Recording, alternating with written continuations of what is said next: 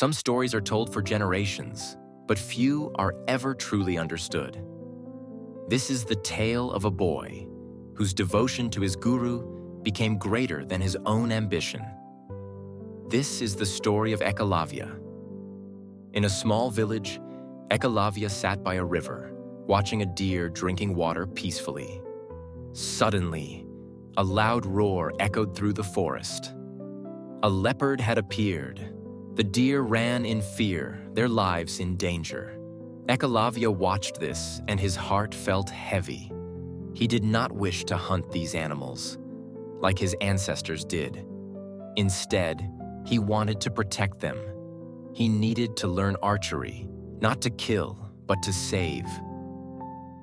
He had heard of Guru Dronacharya, the greatest teacher of warriors. He was the one who trained the mighty princes of Hastinapura, including Arjuna, the best archer of them all.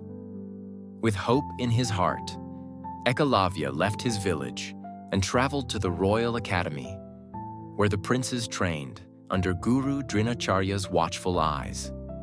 Ekalavya saw their powerful bows, their sharp arrows, their strong stances.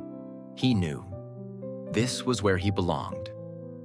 Bowing deeply before the guru, he spoke with great respect. "O great teacher, please accept me as your student. I wish to learn under your guidance." The training ground fell silent. The young princes looked at Ekalavya with curiosity, some with pride, others with doubt. Dronacharya studied the boy standing before him. There was fire in his eyes, strength in his voice. But there was a problem.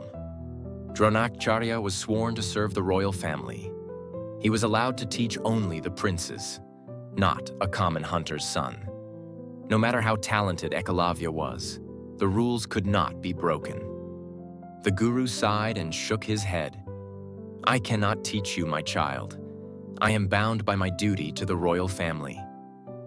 Ekalavya's heart sank, but he did not argue. He did not beg. Instead, he made a decision that would make him unforgettable in history. Deep in the heart of the forest, where the trees whispered in the wind, Ekalavya's hands moved with care. Using a sharp knife, he carved a statue out of wood. Slowly, it took the shape of Guru Dronacharya. When it was complete, he placed it in a quiet clearing and bowed before it.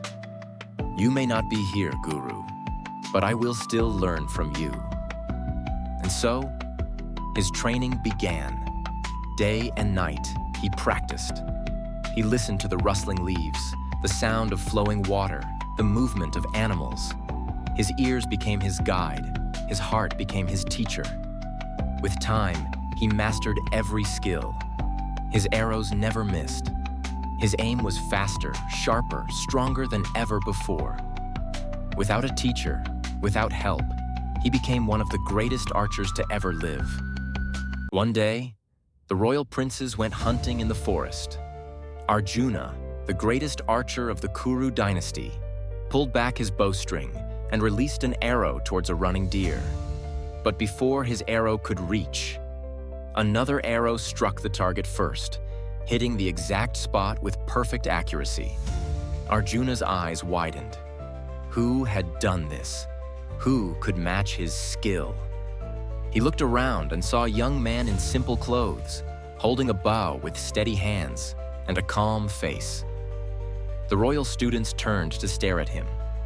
Arjuna stepped forward, his voice demanding, "Who are you? And who taught you such incredible archery?" The young man bowed respectfully. "My guru is the great Dronacharya." Gasps spread among the royal students. Dronacharya himself looked at the boy in shock. He had never trained him. Yet, his skill was greater than anyone he had ever seen. Arjuna clenched his fists. He turned to Dronacharya, frustration in his voice. "Guru, you promised me I would be the best archer. But now you have secretly trained another and who is better than me. This is unfair." Dronacharya felt torn. He had not trained Ekalavya. but there was no denying the boy's devotion. Yet, as a royal teacher, he could not allow someone to surpass the prince. With a heavy heart, he spoke. Ekalavya, if you truly believe I am your guru, then you must give me Guru Dakshina. Ekalavya smiled. Anything, Guru. Ask, and it shall be yours. There was silence, and then came the request. Dronacharya said, Then give me your right thumb. The world seemed to stop. The right thumb was everything to an archer. Without it, he could never shoot again. But Ekalavya did not hesitate. Without a moment's doubt, he took his blade.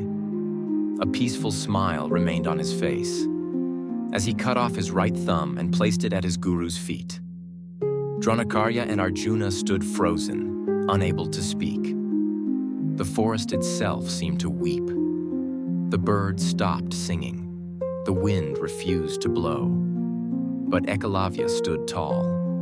His hand had lost its strength, but his heart remained unshaken. The world saw it as a sacrifice, but Ekalavya did not. For him, it was an honor to give his greatest gift to the one he called Guru. His name would never be written in royal records, but it would echo through time as the greatest disciple who ever lived. True devotion asks for nothing in return. True dedication has no expectations. Ekalavya's story is not just about sacrifice. It is about the strength of a heart that never stopped believing. This is the story of Ekalavya. If this story inspired you, subscribe for more tales that ignite wisdom and strength in young minds.